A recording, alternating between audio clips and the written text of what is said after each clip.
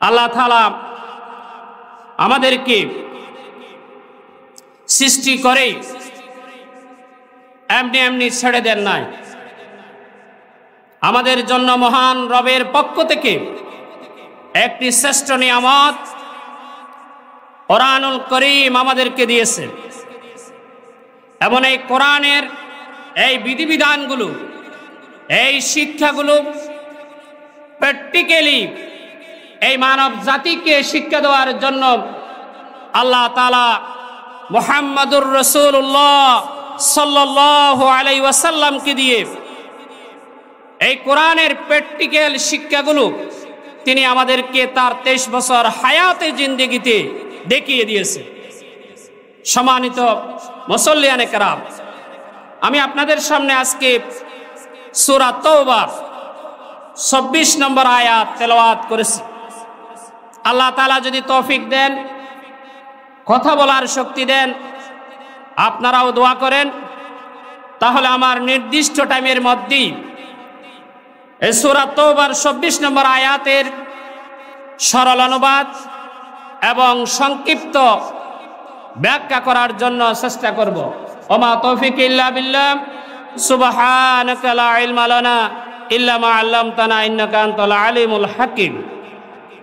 সম্মানিত উপস্থিতি, আল্লাহ তাআলা পবিত্র কোরআনে ইরশাদ করছে, কুল ইন কানা আবাউকুম ওয়া আবনাউকুম ওয়া ইখওয়ানুকুম ওয়া আজওয়াজুকুম ওয়া আশীরাতুকুম ওয়া আমওয়ালুন ইকতারাফতুমুহা ওয়া তিজারাতুন তাখশাউনা কাসাদাহা ওয়া মাসাকিন তারদাউনাহা আহাব্বা ইলাইকুম মিনাল্লাহি ওয়া রাসূলিহি ওয়া জিহাদুন ফি সাবিলিহি ফাতারাব্বাসু হাত্তা ইয়াতিয়াল্লাহু বিআমরিহি ওয়াল্লাহু লা ইয়াহদিল কওমাল ফাসিকিন।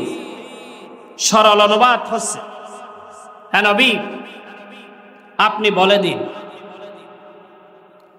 যদি তোমাদের পিতা, তোমাদের সন্তান ও তোমাদের ভাই, তোমাদের স্ত্রী, তোমাদের আত্মীয় স্বজন, তোমাদের উপার্জিত সম্পদ, তোমাদের যে ব্যবসার মন্দা দেখা দেওয়ার ভয়ে তোমরা তটস্থ থাকো এবং তোমাদের যে বাসস্থানকে তোমরা খুবই পছন্দ করো, এসব যদি আল্লাহ ও তার রসুলের কাছে, আল্লাহ ও তার রসুল এবং তার পথে জিহাদ করার চাইতে তোমাদের কাছে সবচেয়ে বেশি প্রিয় হয়, তাহলে আল্লাহর ফয়সালা তোমাদের কাছে না আসা পর্যন্ত অপেক্ষা করো।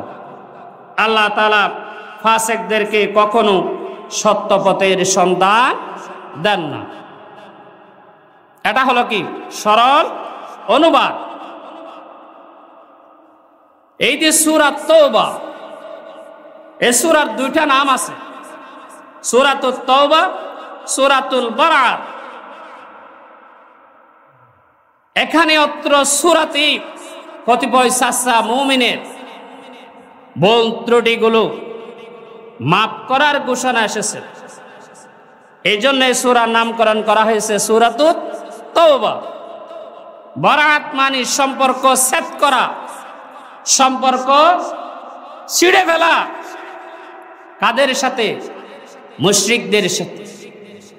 মুশরিকদের সাথে সম্পর্ক শেষ করতেই আল্লাহ তাআলা ঘোষণা দিয়েছেন, এই জন্য এই সূরার নামকরণ করেছেন কি সূরাতুল বারাআত। পবিত্র কোরআনের 114টি সূরা রয়েছে, 113টি সূরার শুরুতেই বিসমিল্লাহ, কিন্তু একমাত্র সূরা এই সূরার শুরুতে কি নেই? বিসমিল্লাহ নেই। কারণ জিবরিল আমিন যে রাসূল সাল্লাল্লাহু আলাইহি সাল্লামের প্রতি এই সূরাতুত তাওবা নাযিল করলেন, তখন তিনি বিসমিল্লাহ বলেন নাই। এই জন্য আল্লাহ রাসূলও বিসমিল্লাহ কি করেন নাই? বলেন নাই। বা সাহাবায়ে কেরামদেরকেও এই সূরার শুরুতে বিসমিল্লাহ লিখতে বলেন নাই। মনে থাকবে তাইলে পবিত্র কোরআনের কোন সূরার শুরুতে বিসমিল্লাহ নেই? সূরাতুত তাওবা, সূরাতুত তাওবা। তাহলে আল্লাহ তাআলা এখানে গুরুত্বপূর্ণ মেসেজ দিচ্ছেন। এখানে সম্পর্কীয় 5টি বিষয়ের কথা বলেই বস্তু সম্পর্কীয় 3টি বিষয়ের কথা বলেছে। এই 8টি বিষয় যদি 3টি বিষয়ের চেয়ে আপনাদের কাছে বেশি প্রিয় হয়, ভালোবাসার জিনিস হয়, অধিক পছন্দনীয় হয়, তাহলে আল্লাহ বলছেন ফাতারাব্বাসু, অপেক্ষা করো, হাত্তা ইয়াতিয়াল্লাহু বিআমরিহি, আল্লাহর আদেশ আসা পর্যন্ত। ওয়াল্লাহু লা ইয়াহদিল কওমাল ফাসিকিন, যারা ফাসিক, সত্য ত্যাগকারী, গুনাহগার, আল্লাহ তাআলা তাদেরকে কি করেন না? হেদায়েত দেন না। তাহলে কাদের সাথে ভালোবাসা? আবাউকুম, পিতামাতা। এই যে এখানে কুল শব্দ দিয়ে এই সূরার আয়াত শুরু করেছে। পবিত্র কোরআনের এই কুল শব্দ দিয়েই 3 শতাধিক আয়াত রয়েছে। 3 শতাধিক আয়াতের শুরুতেই কুল। আল্লামা সৈয়দ রহমতুল্লাহ আলাইহি বলেন যে এই কুল শব্দ দিয়ে যে সূরা, যে আয়াতগুলো নাজিল হয়েছে, এগুলো খুবই ভয়ঙ্কর সূরা, খুবই ভয়ঙ্কর। আল্লাহ তাআলা যে বলছেন, কুল ইন কানা আবাউকুম ওয়া আবনাউকুম ওয়া ইখওয়ানুকুম ওয়া আদওয়াজুকুম ওয়া আশিরাতুকুম ওয়া আমওয়ালুক তারাকতুমুহা ওয়া তিজারাতুন তাখশাউনা কাসাদাহা ওয়া মাসাকিনু তারদাউনাহা। আপনাদের কাছে যদি আপনাদের পিতার ভালোবাসা বেশি প্রাধান্য পায়, কাদের চেয়ে? আল্লাহ, আল্লাহর রাসূল এবং আল্লাহর পথে জিহাদ করার চেয়ে। অথচ পিতামাতা আমাদের খুবই গুরুত্বপূর্ণ না? পিতামাতা সম্মান আল্লাহ তাআলার পরেই আল্লাহ তাআলা দিয়েছে।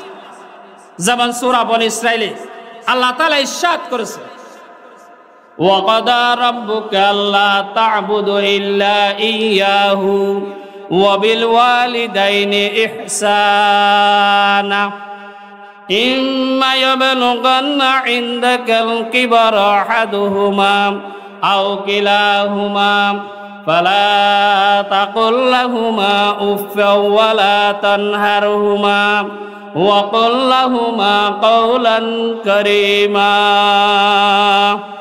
واخفض لهما جناح الذل من الرحمة وقل رب ارحمهما كما ربياني صغيرا। আল্লাহ তাআলা ইরশাদ করছেন, ওয়াকদা রব্বুকা, তোমার রবের পক্ষ থেকে চূড়ান্তভাবে ফয়সালা হয়েছে, আল্লাহ তা'বুদু ইল্লাল্লাহ, আল্লাহ ছাড়া আর কারো ইবাদত করা যাবে না। ওয়াবিল ওয়ালিদাইনি ইহসানা, পিতামাতার সাথে উত্তম আচরণ করুন, উত্তম ব্যবহার করুন, সবচেয়ে সুন্দর ভাষা ব্যবহার করুন। কখন? ইম্মা ইয়াবলুগান্না ইনদাকাল কিবারা আহাদুহুমা আও কিলাহুমা, তারা যখন আপনার কাছে বার্ধক্য অবস্থায়, বৃদ্ধ অবস্থায়, পিতামাতা একজন অথবা উভয়জন আপনার মুখাপেক্ষী যখন হবে, আপনার সাহায্যের জন্য যখন তারা চেয়ে থাকে, ইম্মা ইয়াবলুগান্না ইনদাকাল কিবারা আহাদুহুমা আও কিলাহুমা ফালা তাকুল লাহুমা উফ, তাদের সাথে উফ শব্দ উচ্চারণ করা যাবে না, আপনিও করবেন না, আপনাদের পিতামাতারাও আপনার আচরণে, আপনার কথায়, আপনার ভাষায় যাতে তারা মনে কষ্ট পেয়ে এমন না বলে উফ, বিরক্তিকর শব্দ যাতে আপনি উচ্চারণ করবেন না, আপনার পিতামাতারাও যাতে উচ্চারণ না করে। কে আদেশ করছেন? আল্লাহ। ওয়ালা তাকুল লাহুমা উফফাও ওয়ালা তানহারহুমা, তাদেরকে ধমক দেওয়া যাবে না। ওয়াকুল লাহুমা কাওলান কারীমা, তাদের সাথে আপনি কিভাবে কথা বলবেন? সম্মান সুসহ। কাওলান কারীমা, সবচেয়ে মর্যাদাবান, সবচেয়ে মোলায়েম, সবচেয়ে নম্র ভাষা দিয়ে কথা বলেন। কাদের সাথে? আপনার পিতামাতার সাথে। ওয়াহফিজ লাহুমা জানাহাজ যুল্লি মিনার রাহমা, আপনার পিতামাতাদের জন্য আপনার রহমতের ডানা আপনি বিছিয়ে দেন এবং আল্লাহর কাছে দোয়া করেন, রব্বির হামহুমা কামা রাব্বায়ানি সাগীরা, হে আল্লাহ, আমার পিতামাতা যেভাবে আমাকে ছোটবেলায় অত্যন্ত দয়া করে, মেহেরবানি করে, ভালোবেসে লালন পালন করেছেন, আপনিও আমার পিতামাতাকে সেভাবে তোমার কুদরতির অনুগ্রহে লালন পালন করুন। কে শিক্ষা দিলেন? কে? আল্লাহ। তাহলে পিতামাতার সবচেয়ে গুরুত্বপূর্ণ, আল্লাহর পরেই আনিশকুরলি ওয়াল ওয়ালিদাইকা, আল্লাহর শুকরিয়ার সাথে সাথেই কার শুকরিয়া করেন? পিতামাতার শুকরিয়া করেন। এই জন্য একজন সাহাবী আল্লাহ রসুলের কাছে এসে জিজ্ঞেস করলেন, ইয়া রাসূলুল্লাহ, আমি এই পৃথিবীতে সমস্ত মানুষের মধ্যে কার সাথে সবচেয়ে বেশি সুন্দর ভাষায় কথা বলবো? আল্লাহ রসুল বললেন, ক্বালা উম্মুকা সুম্মা ক্বালা, তারপর কে? ক্বালা উম্মুকা সুম্মা ক্বালা, তারপর কে? ক্বালা উম্মুকা সুম্মা ক্বালা, তারপর কে? ক্বালা আবুকা। তাহলে পৃথিবীতে সবচেয়ে সুন্দর ভাষা পাওয়ার যোগ্য কে? পিতামাতা। এই ধরনের পিতামাতাও যদি, এই ধরনের গুরুত্বপূর্ণ পিতামাতাও যদি আপনাকে আল্লাহর ভালোবাসা, আল্লাহর রসুলের ভালোবাসা, জিহাদে যাওয়ার ভালোবাসা থেকে বেশি প্রাধান্য পায়, আপনি আল্লাহর চেয়ে যদি আপনার পিতামাতাকে বেশি ভালোবাসেন, রসুলের চেয়ে যদি পিতামাতাকে বেশি ভালোবাসেন, ও জিহাদিন ফি সাবিলিহি, এই জমিনে দিন কায়েমের আন্দোলনে শরীক হওয়ার চেয়ে আপনার পিতামাতাকে যদি বেশি ভালোবাসেন, এরপরে তাহলে কি হবে? ফাতারাব্বাসু, অপেক্ষা করেন। হুঁশিয়ার করছেন আল্লাহ। কি করছেন? হুঁশিয়ারি করছেন। হাত্তা ইয়াতি আল্লাহু বিআমরিহি, আল্লাহর আদেশ আসা পর্যন্ত। আল্লাহ তাআলা যে আপনাকে দুনিয়াতে সৃষ্টি করেই স্বাধীনতা দিয়েছে, চাইলে আল্লাহর হুকুম মানা যাবে, না চাইলে না মানতেও পারেন। আল্লাহ কাউকে জবরদস্তি করে দিন মানানোর জন্য কি দেয় নাই? দারগা বানায় নাই। আল্লাহ রসুলকে লাস্তা আলাইহিম বিমুসাইতির, হে নবী, আমি আপনাকে, উম্মতে মুহাম্মদীকে, আমার বান্দাদেরকে দিনের পথে চলার জন্য, দিন মানানোর জন্য দারগা বানিয়ে আপনাকে পাঠাই নাই। আপনার কাজ হলো কি? ইয়া আইয়ুহার রাসূল মা উনজিলা ইলাইকা মির রাব্বিক, তোমার রবের পক্ষ থেকে তোমার প্রতি যা নাজিল করা হয়েছে এগুলো আপনি কি করেন? বল্লিক মা উনজিলা ইলাইকা, মানুষের কাছে এগুলো কি করেন? পৌঁছিয়ে দেন, প্রচার করেন। রবের পক্ষ থেকে যা নাজিল করা হয়েছে সেগুলো মানুষকে দেন। তাহলে এখানে 5টি রক্ত সম্পর্কীয় কথা বলেছে। আবাউকুম ওয়া আবনাউকুম ওয়া ইখওয়ানুকুম ওয়া আজওয়াজুকুম ওয়া আশিরাতুকুম, আপনাদের পিতামাতা, আপনাদের সন্তানাদি, আপনাদের ভাই, ওয়া আজওয়াজুকুম, আপনাদের স্ত্রীগণ, ওয়া আশিরাতুকুম, আপনাদের আত্মীয় স্বজন, বংশ গোত্র, ওয়া আমওয়ালুন ইকতারাফতুমুহা, আপনাদের উপার্জিত ধন সম্পদ, ওয়া তিজারাতুন তাখশাউনা কাসাদাহা, আপনাদের ব্যবসা বাণিজ্য, যে ব্যবসা বাণিজ্য আছে আমাদের, এই ব্যবসা বাণিজ্য, ওয়া মাসাকিনু তারদাউনাহা, আপনাদের বাসস্থান, আমরা যে ঘরে বাস করি। তাহলে এখানে 5টি রক্ত সম্পর্কীয় মানুষের কথা বলেছে, আর 5টি বস্তুর কথা বলেছেন। রক্ত সম্পর্কীয় কে কে? পিতামাতা, সন্তানাদি, এরপরে আপনার ভাই, আপনার স্ত্রী, আপনার আত্মীয় স্বজন, এরপরে বলা হচ্ছে আপনার উপার্জিত ধন সম্পদ, আপনার যে ব্যবসা বাণিজ্য ধ্বংস হওয়ার জন্য আপনি ভয় করেন, এরপরে আপনার পছন্দনীয় বাসস্থান। 8টি বিষয় আল্লাহ এবং আল্লাহর রসূল এবং ইসলামী আন্দোলনের চেয়ে যদি আপনার কাছে বেশি পছন্দনীয় হয়, তাহলে অবস্থা কি ভালো হবে না খারাপ? আমাদেরকে এই 8টি জিনিসের প্রতি ভালোবাসা আছে কিনা? আছে কিনা? অবশ্যই আছে। পিতামাতাকে আমরা ভালোবাসি না নাকি বাসি না? সন্তানাদিকে ভালোবাসি তো। এরপরে আমার ভাই, এরপরে আমার স্ত্রী, এরপরে আমার বংশ ব্রাদর, আত্মীয় স্বজন, এরপরে আমার উপার্জিত ধন সম্পদ, এরপরে আমার ব্যবসা বাণিজ্য। এই 8টি জিনিসের প্রতি ভালোবাসা থাকাটা স্বাভাবিক।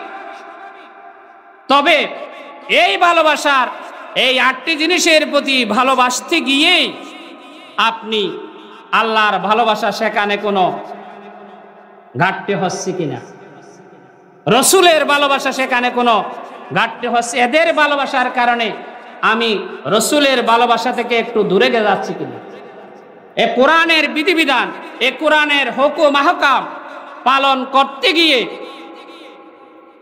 আমার বাবার কারণে, আমার সন্তানাদির কারণে, আমার স্ত্রীর কারণে, আমার বংশের কারণে, আমার ব্যবসার কারণে, আমার ধন সম্পদের কারণে আমি এগুলো থেকে গাফেল রয়েছি কিনা। তাহলে এই পিতামাতা যদি,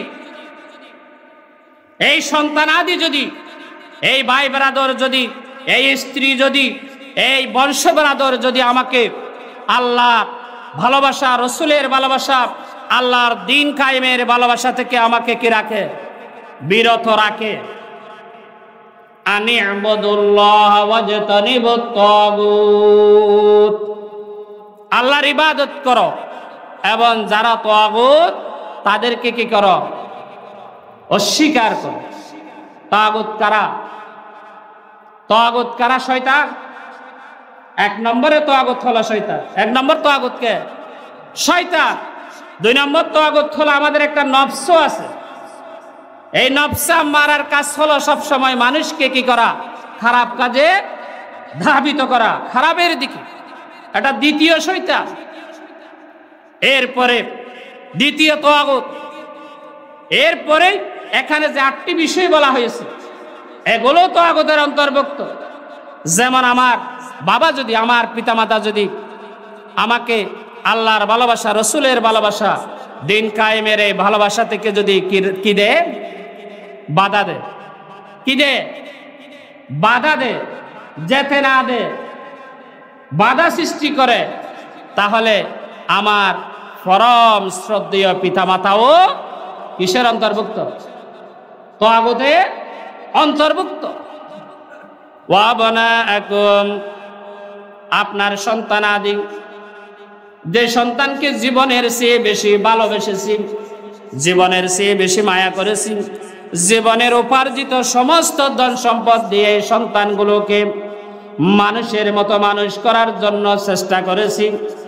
এই সন্তানাদি যদিও আল্লাহর ভালোবাসা, রসুলের ভালোবাসা, আল্লাহর এই জমিনে আল্লাহর দিন কায়েমের ভালোবাসার পথে বাধা হয়ে দাঁড়ায়, তাহলে ওই সন্তানও তাগুত, ওই সন্তানও তাগুত।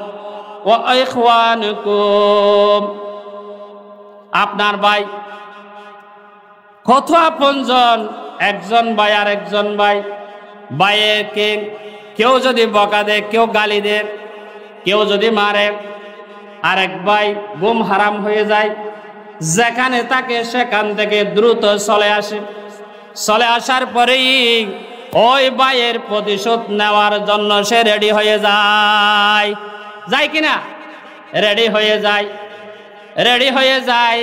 কিন্তু এই ভাইও যদি আপনাকে ইসলামী আন্দোলন, আল্লাহ এবং রসুলের ভালোবাসাতে যদি এই ভাইয়ের ভালোবাসা বেশি প্রাধান্য পায়, এই ভাই যদি আপনাকে কি দেন, বাধা দেন, তখন এ ভাইও তাগুত। এ ভাই কি? তাগুত। এরপরে বলা হচ্ছে ওয়াজওয়াজুকুম, আপনার স্ত্রীগণ, আমাদের যে স্ত্রী আছে অত্যন্ত আপনজন, যাকে আমরা সবচেয়ে বেশি ভালোবাসি, পছন্দ করি, এই স্ত্রীরাও যদি আমাকে আল্লাহর ভালোবাসায়, রসুলের ভালোবাসায়, আল্লাহর হুকুম আহকাম, আল্লাহর জমিনে আল্লাহর এই দিন কায়েম করতে গিয়ে, এই আল্লাহর হুকুম আহকাম, আল্লাহর রসুলের আদর্শ প্রতিষ্ঠা করতে গিয়ে যদি তারা আমাকে ও আমার স্ত্রীও যদি বাধা দেয়, তাহলে সেই স্ত্রীও হবে তাগুত। এরপরে বলা হচ্ছে ওয়াশিরাতুকুম, আত্মীয় স্বজন, ভাই বেরাদর, চাচা, জাড়া, ফুফা, ফুফি, যারা রক্তের সম্পর্কীয় আত্মীয় আছে, তারাও যদি আল্লাহর ভালোবাসা, রসুলের ভালোবাসা, আল্লাহর এই জমিনে আল্লাহর কোরআনের বিধিবিধানের এই হুকুম আহকাম পালন করতে গিয়ে যদি আমার বংশের মানুষেরা যদি আমাকে বাধা দেয়, তাহলে তারাও তাগুত। এরপরে বলা হচ্ছে ও আমওয়ালুন ইকতারাফতুমুহা, আমরা যে ধন সম্পদ উপার্জন করি, আমরা যে ধন সম্পদ, এই ধন সম্পদ যদি আমাকে মুয়াজ্জিনের আযান দিল আল্লাহু আকবার, আল্লাহু আকবার, আমি কিন্তু খেতে কামারে পড়ে আছি, আমার ব্যবসা নিয়ে ধন সম্পদ উপার্জনের জন্য মাটি আকড়াস, ওখানে ব্যতিব্যস্ত হয়ে গেছি, মুয়াজ্জিন বলল হাইয়া আলাস সালাহ, নামাজের দিকে আসেন, হাইয়া আলাল ফালাহ, কল্যাণের দিকে আসেন। এই আওয়াজ শোনার পরেও ওই ব্যবসা, ওই অর্থ আমাকে মসজিদে আনলো না, আমাকে রসুলের ভালোবাসার দিকে আনলো না, ওই ব্যবসা, ওই উপার্জিত সম্পদ আমার জন্য কি জাহান্নামের লাকড়ি হবে। এরপরে বলা হচ্ছে ওয়াতিজারাতুন তাখশাউনা কাসাদাহা, আমরা যে ব্যবসা বাণিজ্য করি, অনেকে অনেক ব্যবসা করি অর্থ উপার্জনের জন্য, কিন্তু এই ব্যবসা বাণিজ্য যদি আমাকে আল্লাহর ডাকে, রসুলের ডাকে, আল্লাহর হুকুম আহকাম, আল্লাহর এই বিধিবিধান জমিনে পালন করতে যদি ওই ব্যবসা আমাকে আসতে না দেয়, তাহলে এই ব্যবসা আমার জন্য সুফল বয়ে আনবে না। এই ব্যবসা আমার জন্য কি হবে? ক্ষতির কারণ হবে। এই আয়াতটা নাজিল হয়েছে মদিনায়। কোথায়? মদিনায়। আল্লাহ রাসূল সাল্লাল্লাহু আলাইহি ওয়াসাল্লাম তাবুক অভিযানে বের হবেন। আল্লাহ রাসূল যুদ্ধে বের হলে সাহাবীদেরকে বলতেন যুদ্ধে যেতে হবে, রেডি হয়ে যান। কোথায় যাবেন? কাদের বিরুদ্ধে যুদ্ধ হবে? একথা সাহাবায়ে কেরামদেরকে বলতেন না। সাহাবায়ে কেরাম আল্লাহর রাসূলকে প্রশ্ন করতেন না, ইয়া রাসূলুল্লাহ কখন বের হবেন, কাদের বিরুদ্ধে যুদ্ধ হবে, এই প্রশ্ন করতেন না। রাসূল বললেন যুদ্ধে যাইতে হবে, রেডি হয়ে যাও।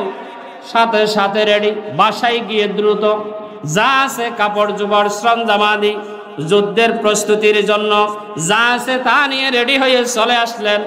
কিন্তু এই তাবুক অভিযানে আল্লাহর রাসূল বললেন, হে আমার প্রাণ প্রিয় সাহাবীরা, আজকে আমি তোমাদেরকে এমন একটি যুদ্ধে যাওয়ার জন্য বলছি, যেই যুদ্ধতে যাওয়ার জন্য আমি আগে কোনোদিন বলি নাই কোন যুদ্ধে যাব, কোথায় যাব, কাদের বিরুদ্ধে যুদ্ধ হবে, কিন্তু এই যুদ্ধ হবে তাবুক যুদ্ধ। তাবুকে যাব এবং সেই সময়ের পরাশক্তি রোমানদের বিরুদ্ধে এই যুদ্ধ হবে। রোমান সম্রাট, রোমানদের বিরুদ্ধে যুদ্ধ হওয়া মানে নিশ্চিত মৃত্যু। প্রস্তুতি নিয়ে ঘর থেকে বের হওয়া, স্ত্রী সন্তান আপনার জীবন সব মায়া ত্যাগ করেই আপনাকে যুদ্ধের জন্য যেতে হবে। তখন মদিনার জমিনে, তখন মদিনাতে দুর্ভিক্ষ চলছে, খেজুর পেকে গেছে, খেজুর পাকা শুরু হয়েছে, জোরে জোরে পড়ছে, অত্যন্ত ব্যবসার মৌসুম। এই ব্যবসা খুব লাভজনক ব্যবসা। এই সময় মদিনার সাহাবায়ে কেরাম খেজুর গাছ থেকে খেজুর নিয়ে ব্যবসা বাণিজ্য করে অনেক অর্থ উপার্জন করে, অনেক অর্থ উপার্জন করে।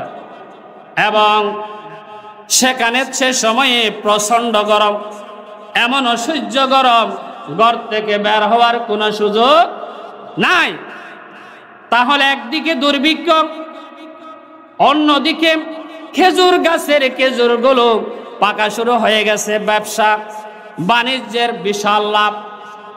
এরপরে হলো প্রচন্ড তাপের গরম।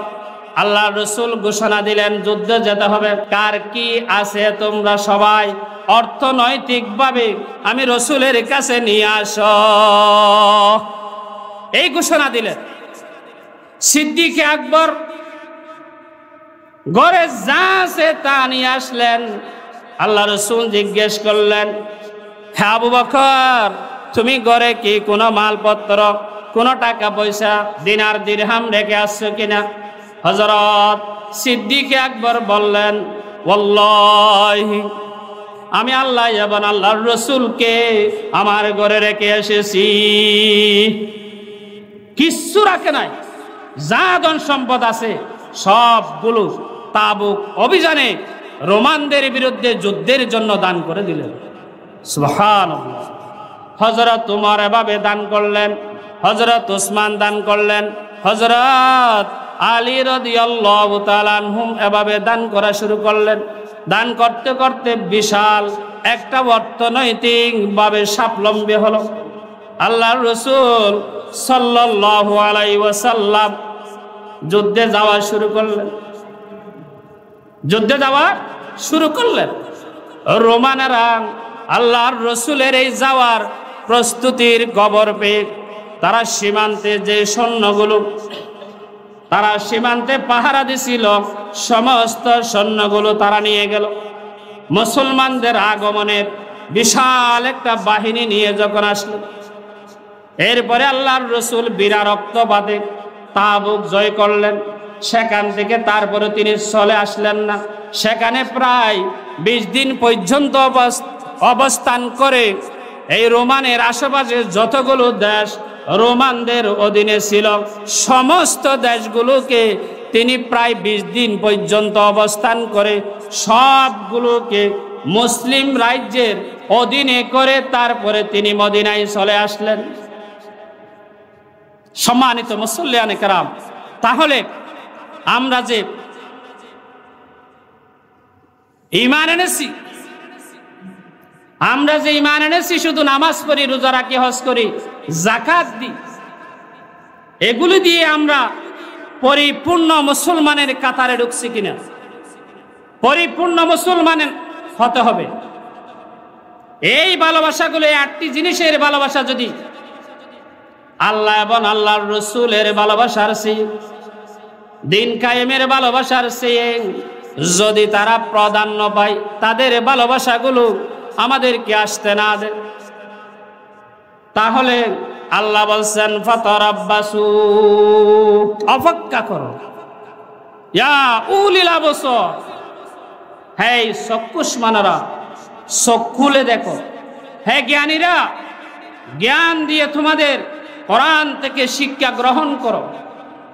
এই কোরআন থেকে যদি আমরা শিক্ষা গ্রহণ না করি, তাহলে এই কোরআন যদি আমরা স্টাডি না করি, এই কোরআনকে ভালোভাবে না বুঝি, এই কোরআন দিয়ে যদি আমার জীবন না গড়ি, এই কোরআন দিয়ে যদি আমার পরিবার না গড়ি, এই কোরআন দিয়ে যদি আমার সমাজ না গড়ি, এই কোরআন দিয়ে যদি আমি আমার রাষ্ট্র গঠন না করি, তাহলে কাল কিয়ামতের ময়দানে আল্লাহ তাআলার দরবারে আমাদেরকে অবশ্যই জবাবদিহি করতে হবে। অথচ এই জিহাদের জন্য নামাজকে তরক করা হয়েছে কিনা? নামাজ বন্ধ করা হয়েছে। খন্দকের যুদ্ধে কয় ওয়াক্ত নামাজ? 3 ওয়াক্ত নামাজ পড়ে নাই আল্লাহ রাসূল সাহাবীদেরকে নিয়ে। শত্রুর আক্রমণ থেকে মুসলিম জাতিকে রক্ষা করার জন্য নামাজ ত্যাগ করা হয়েছে, পরে আদায় করা হবে। রোজা বন্ধ করা হয়েছে। 8ম হিজরিতে যে মক্কা বিজয় হলো, 21শে রমজান ডক ডক করে পানি পান করে নিল। সম্মানিত ভাইয়েরা, তাহলে আমরা নামাজ পড়ি, বাত নেই। রোজা রাখি, বাত নেই। হজ করি, বাত নেই। দান সদকা করি, বাত নেই। কিন্তু যে আল্লাহর আদেশে নামাজ পড়ে আকিমুস সালাত, সে আল্লাহ একই কোরআনে একই কথা বলেছেন, আন আকিমুদ্দিন ওয়ালা তাতাফাররাকু ফিহি। দিন কায়েম করাও কি ফরজ। তাহলে আমরা প্রত্যেকের অবস্থান থেকে আল্লাহর কোরআনের এই বিধানগুলো, এই হুকুম আহকামগুলো প্রতিষ্ঠা করার জন্য আমাদেরকে কি করতে হবে? চেষ্টা করতে হবে। সম্মানিত মুসল্লিয়ানে কেরাম, সর্বশেষ যে আমার উপদেশ হবে, এই যে সূরা তওবা 24 নম্বর আয়াত আপনারা প্রত্যেকে একটু পড়বেন। যারা আরবি পড়ে বাংলা পড়তে জানেন, বাসায় আপনারা এই আয়াতের তাফসীরটা পড়বেন, অনুবাদ পড়বেন। তাহলে এই আমার বাপের ভালোবাসা, পিতামাতার ভালোবাসা, সন্তানাদের ভালোবাসা, আমার ভাইদের ভালোবাসা, আমার স্ত্রীদের ভালোবাসা, আমার বংশের ভালোবাসা, আমার উপার্জিত ধন সম্পদের ভালোবাসা, আমার ব্যবসা বাণিজ্যের ভালোবাসা যদি আল্লাহ এবং আল্লাহর রাসূলের ভালোবাসা এবং দিন কায়েমের ভালোবাসার চেয়ে বেশি হয়, তাহলে ফাতারাব্বাসু হাত্তা ইয়াতিয়াল্লাহু বিআমরিহি, আল্লাহর আদেশ আসা পর্যন্ত একটু অপেক্ষা করেন। কে বলছে? কে বলছে? আল্লাহ। কে বলছে? আল্লাহ। আল্লাহ আরো বলেছেন, ওয়াল্লাহু লা ইয়াহদিল কওমাল ফাসিকিন, যারা ফাসিক তাদেরকে আল্লাহ তাআলা কি করেন না? হেদায়েত করেন না। সর্বশেষ একটি হাদিস পড়ছিলাম, লা ইউমিনু আহাদুকুম হাত্তা আকুনা আহাব্বা ইলাইহি মিন ওয়ালিদিহি ওয়া ওয়ালিদিহি ওয়ান নাসি আজমাইন। তোমরা কখনো ঈমানদার হবে না যতক্ষণ পর্যন্ত তোমাদের পিতামাতা, তোমাদের সন্তানাদি সমস্ত মানুষের ভালোবাসার চেয়ে আল্লাহর ভালোবাসা যতক্ষণ, রসুলের ভালোবাসা যতক্ষণ বৃদ্ধি পাবে না, বেশি হবে না, ততক্ষণ তোমরা কখনো ঈমানদার হতে পারো না। কে বলছেন? ক্বালা রাসূলুল্লাহি সাল্লাল্লাহু আলাইহি ওয়াসাল্লাম। হযরত উমর একদিন আল্লাহ রাসূলের সাথে হাঁটছে। হযরত উমর আল্লাহ রাসূলের একদিন হাত ধরে বললেন, ইয়া রাসূলুল্লাহ, ইয়া হাবিবাল্লাহ, আমি আপনাকে আমার জীবনের চেয়ে যত জিনিস আছে সব কিছুর চেয়ে বেশি ভালোবাসি। আল্লাহ রাসূল হযরত উমরকে বললেন, হে উমর, তুমি এখনো পূর্ণ মুমিন হও নাই। তুমি এখনো কি হও নাই? পূর্ণ মুমিন হও নাই। কেন ইয়া রাসূলুল্লাহ? তোমার জীবন যদি আমার চেয়ে বেশি ভালোবাসার হয়, তাহলে তোমার ঈমান কি হবে না? পূর্ণ হবে না, পরিপূর্ণ ঈমানদার হবে না। সাথে সাথেই হযরত উমর বললেন, ইয়া রাসূলুল্লাহ, আমার জীবনের চেয়েও আমি আপনাকে কি বেশি ভালোবাসি। আল্লাহু আকবার। আল্লাহ রাসূল তখন বললেন, এখন তুমি পরিপূর্ণ কি মুমিন। আবু উবাইদা ইবনুল জাররাহ বদরের প্রান্তরে বাবা ছেলে আল্লাহ রাসূলের পক্ষে যুদ্ধ করে, বাবা আবু জেহেলের পক্ষে যুদ্ধ করে। বাবা সব সময় ছেলের সামনে এসে মূর্তির প্রশংসা করা শুরু করে দিল, মূর্তির প্রশংসা করছে। ছেলের সামনে ছেলে বারবার এদিকে সেদিকে যেতে চায়, প্রথম দ্বিতীয় তৃতীয় চতুর্থ এভাবে ছেলে বাবার সাথে বারবার সাক্ষাৎ হয়। ইত্যবসরে ছেলে বাবাকে কি করলো? হত্যা করলো। কি করলো? হত্যা করলো ছেলে বাবাকে। আবু উবাইদা ইবনুল জাররাহ রাদিয়াল্লাহু তাআলা আনহু।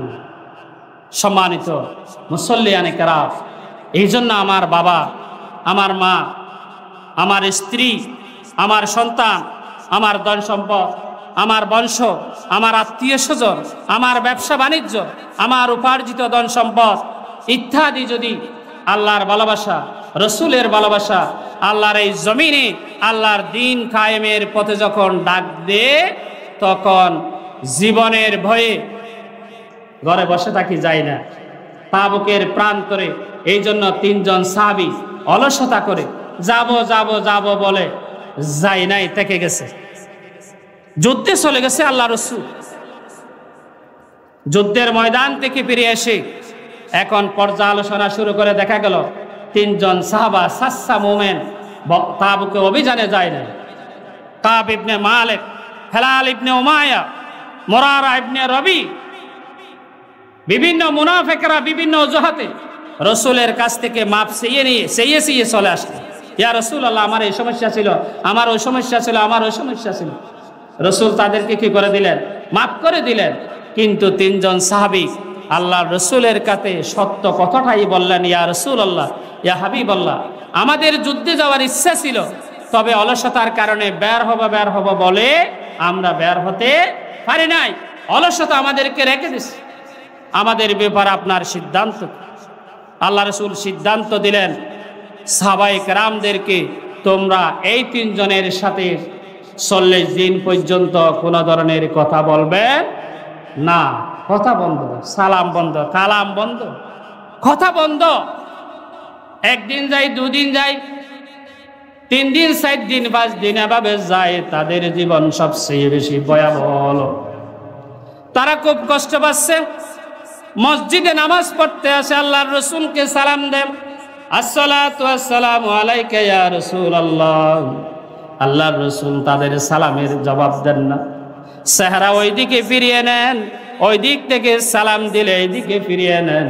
কত ঘনিষ্ঠ বন্ধুজন তাদের সাথে দেখা হয়, তারা সালাম দেন, সালামের উত্তর দেয় না, কথা বলতে চাই, কথা বলে না। এভাবে 1 দিন, 2 দিন, 3 দিন, প্রায় 40 দিন হয়ে গেল। এরপর আল্লাহ রাসূল সাল্লাল্লাহু আলাইহি ওয়াসাল্লাম আর একটা ঘোষণা দিলেন, তোমাদের স্ত্রীদের থেকেও তোমাদেরকে সম্পর্ক ছেদ করতে হবে। স্ত্রীদের সাথে আর থাকা যাবে না, কথা বলা যাবে না, কোনো ধরনের শারীরিক সম্পর্ক করা যাবে না, এভাবে ঘোষণা দিলেন। এরপরে 50 দিনের মাথায় আল্লাহ তাআলা পবিত্র কোরআনের আয়াত নাজিল করে তাদের গুনাহ মাফের ঘোষণা দিলেন। তখনই আল্লাহর রাসূল সাল্লাল্লাহু আলাইহি ওয়াসাল্লাম সাহাবায়ে কেরামদেরকে বললেন, হে আমার সাহাবারা, তোমরা ওই 3 জন সাহাবীকে ডেকে নিয়ে আসো। আল্লাহ তাআলার কাছে তারা এভাবে তওবা করেছেন, আল্লাহ তাআলা তাদের তওবা কবুল করেছেন। আলহামদুলিল্লাহ, আলহামদুলিল্লাহ। তাহলে মুমিনদের জীবনে কিছু ভুল ত্রুটি হতে পারে। এই ভুল ত্রুটি থেকেই আমরা আজকের আলোচনা থেকে এটাই শিক্ষা নিব, আমরা জীবনের ভুল ত্রুটিগুলো মাপ চেয়ে আল্লাহর কাছে খাঁটিভাবে তওবা করে আমরা পরিপূর্ণ মুমিন হওয়ার জন্য কি করব? চেষ্টা করব। এটাই আজকের আমার আলোচনার শিক্ষা। ওয়া আখিরু দাওয়ানা আনিল হামদুলিল্লাহি রাব্বিল আলামিন। আসসালামু আলাইকুম ওয়া রাহমাতুল্লাহি ওয়া বারাকাতুহু।